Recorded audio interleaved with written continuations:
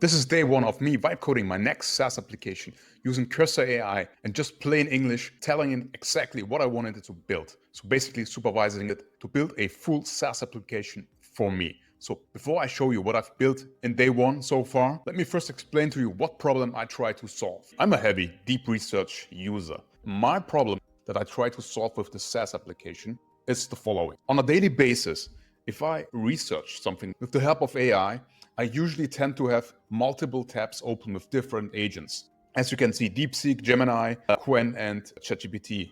Because in my opinion, they all have different intelligence. On some topics, their intelligence is just more valuable to me as a deep researcher than others. So I try to run it through all of them. And then after they finish their reports, I have to go through each of them and try to identify how they differ from each other and which one gave the best deep research report. And that's what I want to try to solve with my next SaaS. So as you can see, after running them, there's another agent that takes each report and aggregates it basically as a final report, which will answer basically the key for what I'm looking for. Tell me how the experts, aka the AIs, differed, especially if they haven't contradictory facts, figures, and conclusions, which is important because all those LLMs have a different type of intelligence. And then the logical reasoning might be better on O3 from OpenAI. So I would like, instead of me having to go to each report individually and figuring it out myself, I want a third AI or another AI agent that combines it basically and analyzes it and gives me a aggregated report and tells me, hey, here are some contradictions. They agree all on this and that. So I get the best possible deep research result from multiple AI agents at the same time. Let me show you real quick. Built so far on day one by coding with Cursor. For that, let's jump over to Cursor AI.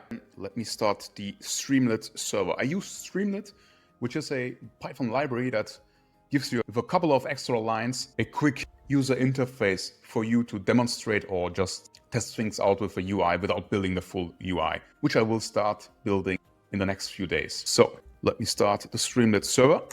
And as you can see, it's a super simple UI just to have something visually rather than running it in my terminal. So this is obviously not the final product. This is just for demonstration purposes, a quick user interface setup. Now, for the research topic, best tech stack for building full stack AI SaaS MVPs, so minimum viable product fast. So let's run the research and then I'll show you the quick final aggregated report that will save me time on a daily basis.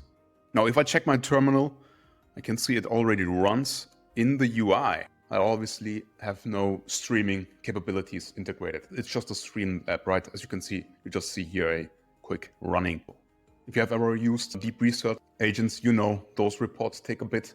Now, while this deep research takes a couple of minutes, let me show you the actual core AI logic behind it. As you can see here, we have the user input, which was my search or my research topic. And then the parallel research orchestration. So we have an orchestrator that sends that, in this case for testing purposes, to 3 different agents. OpenAI expert, Gemini from Google, and DeepSeek R1 expert. Then each of them generates a research plan. So they think about an outline basically of what relevant topics it should search for in the next step. So after generating the research plan, it skips the auto approve. So you could actually integrate a human in the loop, but with 3 agents, it would get pretty annoying, to be honest. So I skipped that, and then it automatically researches using the Tavily API. Each of them does it synchronously. So you don't wait till one agent is done before the next agent starts. They do it all in parallel, right?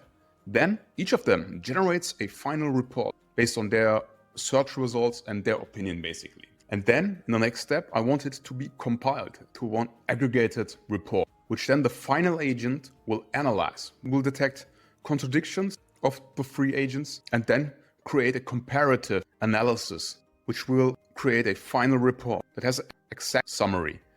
An individual's agent's report, so basically it still shows you all the 3 individuals for you to check out individually if you want to double check if the aggregator agent made any mistakes. But it shouldn't. And then you have the comparative analysis, right? Areas of agreement. Where do all those 3 AI agents agree? Then disagreement. That is important to me. Do those different LLMs in the deep research actually have disagreements? Do they have different views on a research topic, which will then result in a final comprehensive result for me to see how those three agents think about the question I asked it to research and give me a report for. Now, if we head back to our Streamlit UI, as you can see, it's super basic. I didn't go into any styling, which is not the purpose of the Streamlit app I'm using. I just wanted to see visually. None of those agents failed. They completed their full report. And then we start with an executive summary. Summarizes basically the report. That's sub-ideal, but again, that's not the final UI, so I don't care about how bad it looks right now. That's what we are building later, or Cursor AI is going to build for me later. And then here you have the areas of agreement, right? Done for you. So they all agree React Next.js is the best option for front-end framework, which is what I will use for building out the full application. So then they seem to agree on a serverless containerized deployment. Interesting. Okay. Database supporting vector search, workloads, Postgres. They all agree on PostgreSQL. And then the areas of disagreement, which is important to me. So depth of backend framework. So OpenAI, expert recommended Python frameworks like FastAPI and DJP. Okay, never heard of that. And JavaScript next. So I'm definitely a Python user and I will use FastAPI. So I agree with OpenAI. Okay, emphasis on vector databases. Well, could be relevant to use a vector database. That's fine. And they disagree on which server or service to use, Milvus, Pinecone, or Weaveweight. Next would be direct contradictions. Interesting. They don't have any contradictions, so that's good. Unique insights. And then also a confidence assessment. And if you scroll down, you can even check the individual report to double check if you like. Yeah. Obviously, it's not the best reports. I used cheaper models for testing purposes.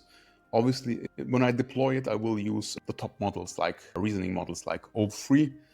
R1 is definitely one. The Gemini will also be the 2.5 Pro. Yeah, and then lets you even download it as a markdown or a JSON. Again, that's day one. It's just building out the core AI core logic. So now let me explain to you the strategy behind it. So as I said, it's just wipe coded. I used just plain English. I didn't write a single line of code using Cursor AI.